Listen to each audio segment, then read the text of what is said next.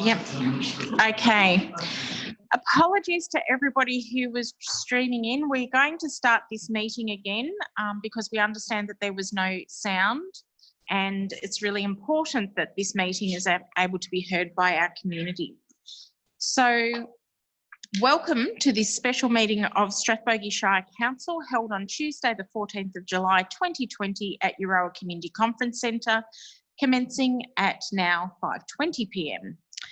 I'd like to begin by acknowledging the traditional owners of the land on which we're meeting, and I pay my respects to their elders past and present. Until further notice, all our meetings conducted by Strathbogie Shire Council will be virtually using Zoom and live streamed on our website at www.strathbogie.vic.gov.au.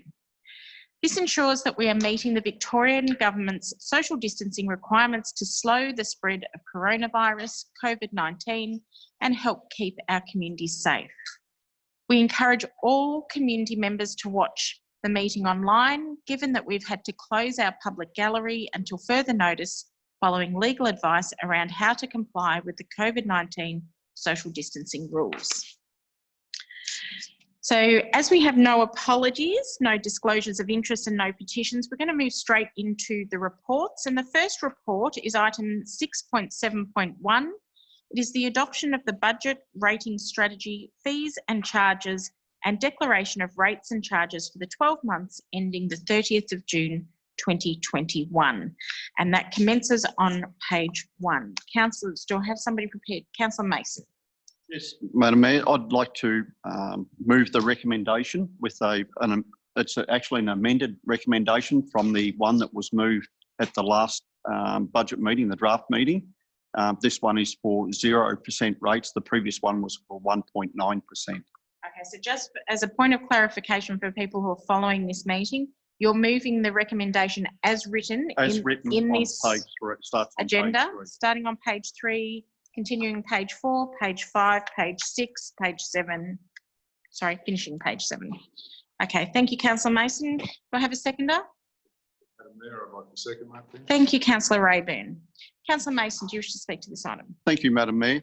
It turns out the draft budget recommendation that I moved last time and was carried was quite contentious, and we've had 91 submissions, which is great to have the input from the community, and I do take notice of them. This is a 0% rate rise, but it does include $133 municipal charge in the rates in future. So that charge will be actually at 0 on people's rates. I'd like to thank all those 91 who made submissions. People also contacted me personally, as you can imagine. And I'd like to thank some of them that really jumped out at me that, really made an impact.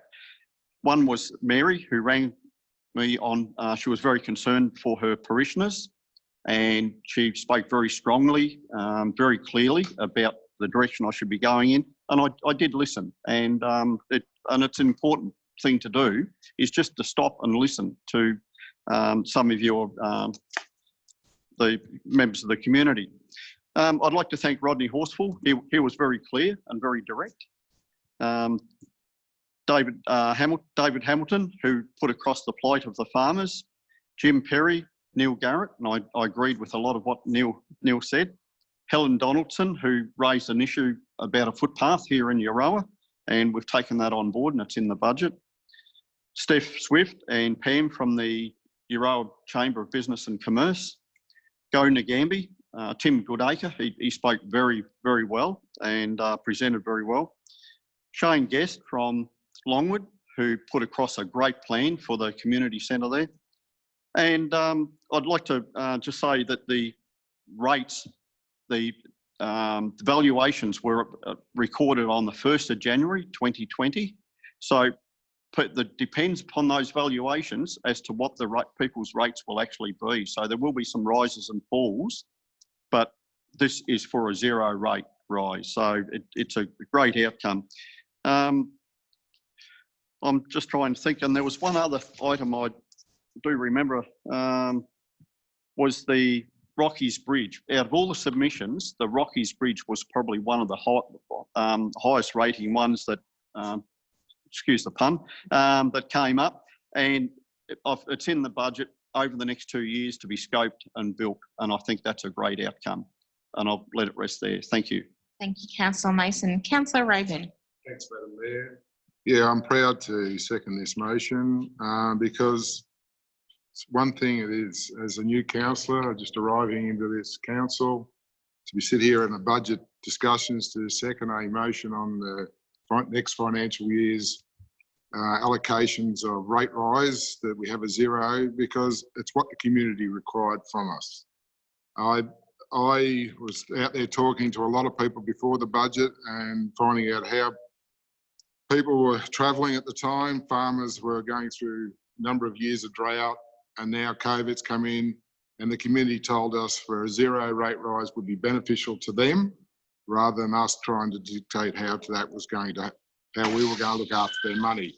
So I'm proud as a councillor to second this motion, but just in saying that, I'd like to also apologise from the budget from last year, where a number of works which were not completed and were meant to be deferred to this year's budget are now being deferred to next year's budget, because we've been lucky to receive $1.4 million from the federal government to assist us in works. State government is also giving us extra money. So we are spending a lot of federal and state money rather than ratepayers' money at the moment. So a lot of the works which we were going to do locally on our halls and footpaths and all that will be deferred 12 months. But I'm still very promised that we'll try and get through this. I'm hopeful that the staff will be able to increase their output in their capital works, and look forward to next year's budget. Thank you, Councillor Raven. Any other councillors wish to speak for or against this item? Councillor Little. Thank you, Madam Mayor. Could I just take 3 or 4 minutes of your time? Yep. As a councillor, amongst my responsibilities are: 1, to look after our ratepayers and residents and make sure their interests are protected across a broad spectrum of responsibility. And 2, to make sure the council remains sustainable, maximising its functionality and its role in the community, ultimately benefits our ratepayers and residents. As a council, we are obliged to plan responsibly and maintain sound business continuity plans that will ensure we are all well prepared to meet the demands of everyone as we move out into the COVID-19 recovery period. With this in mind, I have 4 interesting facts. Firstly, since the draft budget has been on display, we have had 91 submissions, and my fellow councillors have touched on that, of which 60% were solely concerned with the proposed rate rise. I note that last year, in 2019-20, we only had 18 submissions to the budget, and the year before that, only 23 submissions. People are concerned. People are becoming involved in this process. And this year, a lot more people are uneasy about the future and about the financial fallout from the virus. Secondly, since the draft budget went on display, the council has been notified of a $1.44 million government grant to stimulate the local economy. This is 4.5 times more dollars into the community this year than council had proposed with the $320,000 COVID package. 3, councillors and staff have worked extremely hard to optimise the capital works program, and we have listened to the community's call to prioritise the capital works for 2021. It's an enterprising and ambitious $10 million plus program that ultimately will have a carryover into the 21-22 financial year. But it's good philosophy to hang the carrot out in front of the horse. And 4, borrowings. The council has worked diligently over the years to achieve a sound situation that has very low borrowings. In June 2019, borrowed amount, $505,000. A year later, in June 2020, $369,000 and planned for June 2021 only $288,000. Notwithstanding these excellent figures, the Violet Town Landfill has a proposed borrowing in this budget of $5 million, and Kerwin's Bridge is always on the horizon. The council is in a sound position to handle extra borrowings for these projects into the future if it's deemed necessary. So a responsible attitude is now to back the zero rate rise.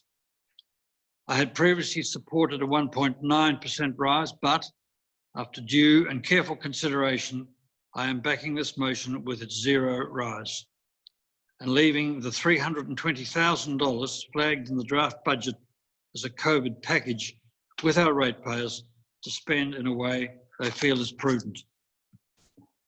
Finally, I congratulate our new CEO and her executive staff on the preparation of this budget. I also congratulate all the staff that have been involved in even the smallest way. In conclusion, I commend this budget to my fellow councillors and congratulate them on their valuable input also to the process. Thank you, Madam Mayor. Thank you, Councillor Little. Councillor Williams. Yes, very, very briefly, Madam Chair. I was in favour of a zero rate rise when Council first brought this to our attention for the new budget for 2021. I will be honest to the reason why I voted for a 1.9 rise. As my concerns was for borrowing of $5 million for the Violet Town waste to be covered, and which I thought that I've been here 23 years and I thought that that was already covered for the first section, which we found out, I don't know really what happened, but I was led to believe that that was covered, Madam Chair and councillors, and we were, that was done, but apparently it hasn't, so now we've got to go and do the whole lot.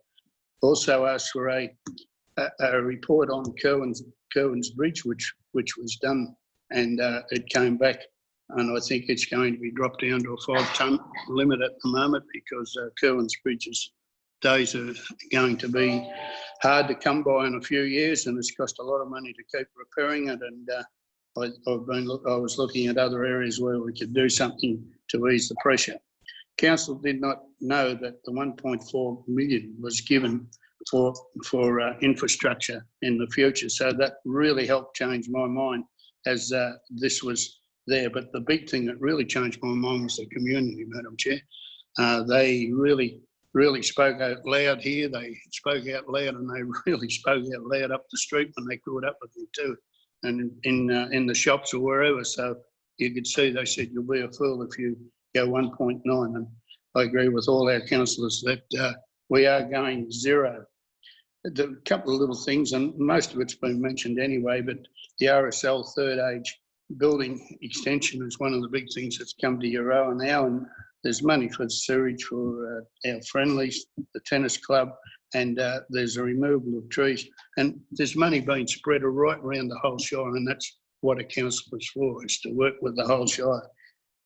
So I'm just very concerned with the future, really, that it's okay now with the zero, but I was here when we went for 15%, and that really hurt, not just for us to make the decision. So I sincerely hope that the future will be, there'll be only small minimal rises if it comes that way.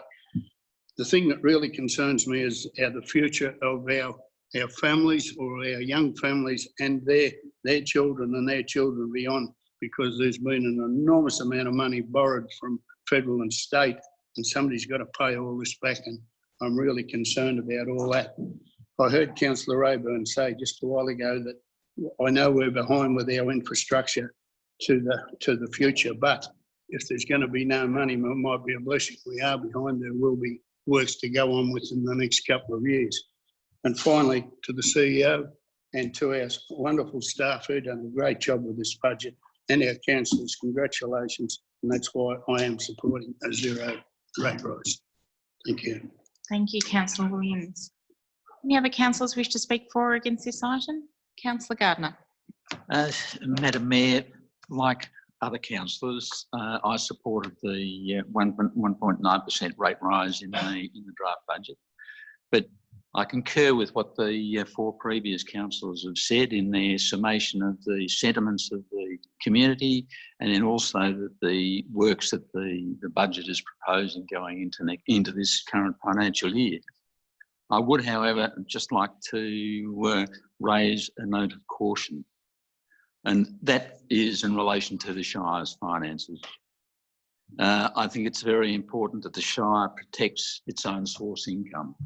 We only have rates as our own source income, and if that doesn't keep increasing over time, obviously it will become a small proportion of our total spend.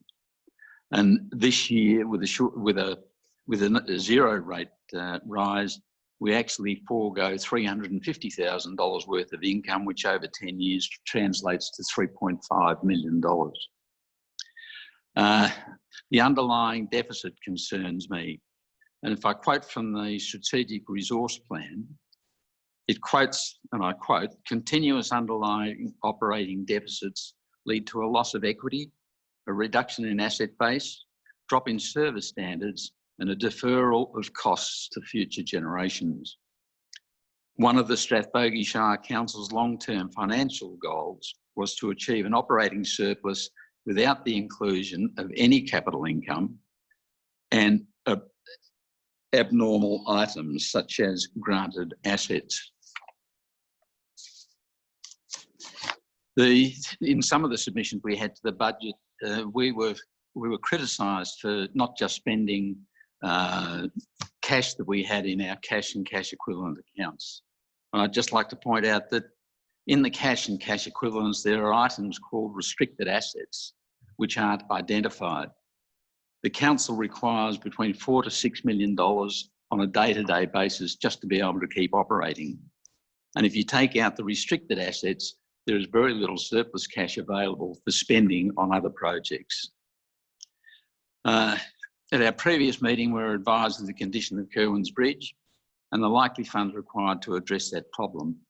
In my opinion, Kerwins Bridge is a higher priority issue than the Violet Town landfill, but I understand, thanks to Councillor Rayburn today, the reason why the borrowing is included in next year's figures, although including it distorts the financial statements by creating a current liability, a non-current liability, and at the same time increasing the current assets. And I find that an accounting anomaly,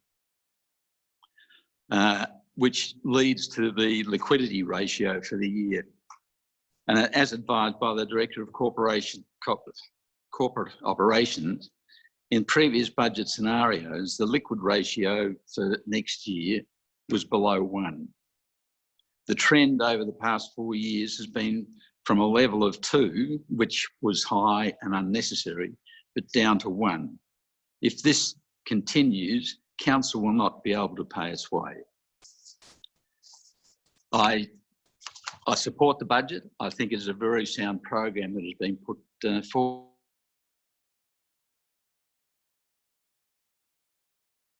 Going to have to be prioritised and achieve the completion of those.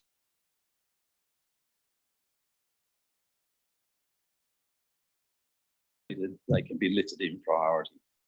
I commend the budget to you. Thank you, Councillor Garner. Councillor Thompson, you wish to speak to this item? Yes. One of the things I think that this council has accomplished is to provide more equity in the rating strategy. And therefore it's pleasing that this is the budget that finally removes the municipal charge in totality, which is a tax that falls more heavily on lower value properties. Now, I think as Councillor Mason pointed out, that the rate income then replaces the municipal charge as well as rates, which means that higher rated properties would generally pay more. But in terms of what this council has done with the farm, it is lowered the differential to 80%. So farms pay 80% in the dollar that the residences do. That's a more competitive benchmark with the rest of the state and more than offsets the impact of the municipal charge. So I feel comfortable that the Shire has done the right thing particularly by people who have less valued properties, in shifting the burden away from them onto properties that are much higher in value. It's encouraging that, that councillors now see that one of the roles of local government is to act in solidarity with their residents in the worst economic recession in 90 years. So it's encouraging that the rates will not increase at this time, and I think that's the right move. I do disagree with my fellow councillors about the Capital Works program. I have a real issue with it. I will be supporting this budget because I've got nowhere in trying to rationalise the Capital Works program, but I'd like to identify what the problem is with it.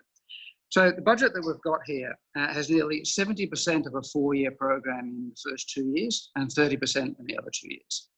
So like any other enterprise, generally what you try and do is you have demand at this level and you have capacity here and you like to move forward, you know, increase your business or increase your service delivery, but you have them roughly in equilibrium. What we've got here is in the first 2 years, a demand scenario up here and a capacity down here. And then in the last 2 years, it switches over like this.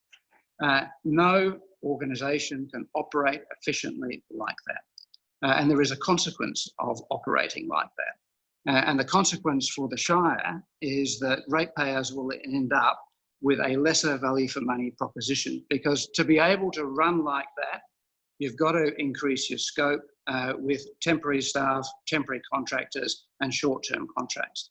Because you can't build your capacity, because what this budget does is switch it around like that.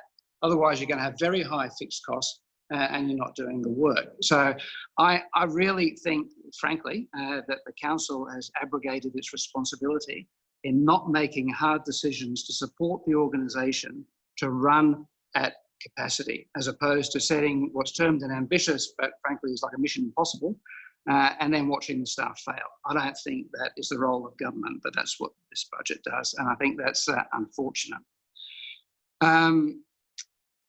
One other disappointment I have in the Capital Works program, and Councillor Mason pointed this out, is the Rockies Bridge. So the Rockies Bridge received by far the greatest amount of submissions from the community. It's a project that frankly should have been built 6 years ago when funding was available for it. But clearly it is the community's #1 priority project beyond essential maintenance. And it should have been treated as a priority in the budget. Instead, the construction cost is removed from 2021 and put into the future. Once again, it is kicking that project down the road for another council to deal with. The wording in the budget is, well, we're going to be scoping. And I know what the feedback I'll get is like, how much scoping does this project need? It has been scoped previously. It's time to get on and build it, not keep talking about building it and never funding it. So this is a budget that's primarily going to be implemented by the next council, not this one. So the Strathbogie Shire has a lot going for it, has a lot of potential. I wish the next council well in implementing this budget, and particularly I wish the staff well in implementing it. Thanks, Councillor Thompson. All right, councillors, we have a recommendation that's been moved by Councillor Mason and seconded by Councillor Rayburn. So I'm going to put that to the vote. All those in favour? Thank you. Carried unanimously. So, councillors, we're now moving on in our agenda to item 6.7. Sorry, I went to the sixes. There we go. Sorry, right page now. 6.7.2, we're on page 17 of our agenda now, and the item is draft 2017 to 2021 Council Plan 2020 review, incorporating the 2020-21 to 2023-24 Strategic Resource Plan, amended actions and strategic indicators for the year ending the 30th of June 2020. And we have a recommendation on page 17, councillors. Do I have anybody prepared to move that?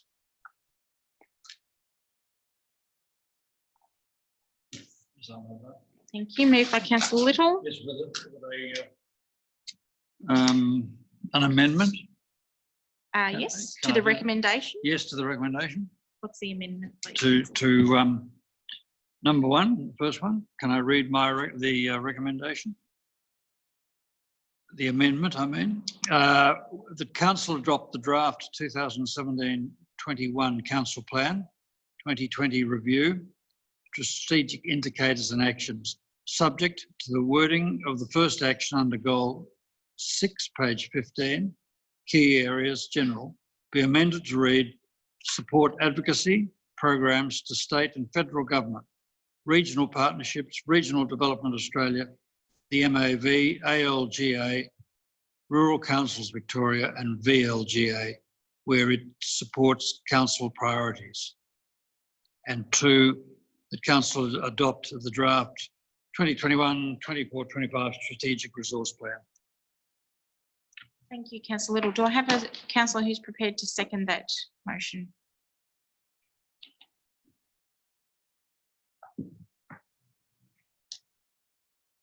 Sorry, Councillor Williams, what are you saying? Seconded by Councillor Gardner. Thank you. Councillor Little, do you wish to speak to this item? No, look, it's the council plan is a very important document. It's linked in with the budget. The budget's linked in with it. It gives the priorities in our community to form the future and guides the decision-making of council. An important document, and we should go with the recommendation. Thank you, Councillor Little. What Councillor Little has said, I think they're important documents, especially as there will be a new council coming in a few months' time to take over the role that we are currently fulfilling, and it gives them a good basis for their initiation into the council. Thank you, Councillor Gardner. Councillors, at this point, I just want to declare an interest. I am the new Hume Regional RDA Chair, so I'm going to declare an interest. I'm not going to vote for this item, and I'm going to hand it over to the Deputy Mayor to chair this item, please.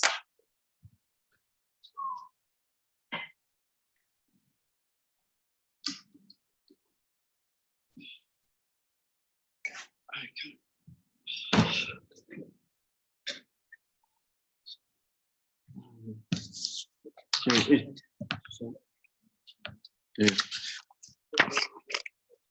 Okay, councillors, I've got a recommendation on the table. Would anyone like to speak to it? No? Okay, I'll put it to the vote. All those in favour of the recommendation? Motion carried. 6. Oh, you're abstaining. So. Yeah, okay. And we can swap.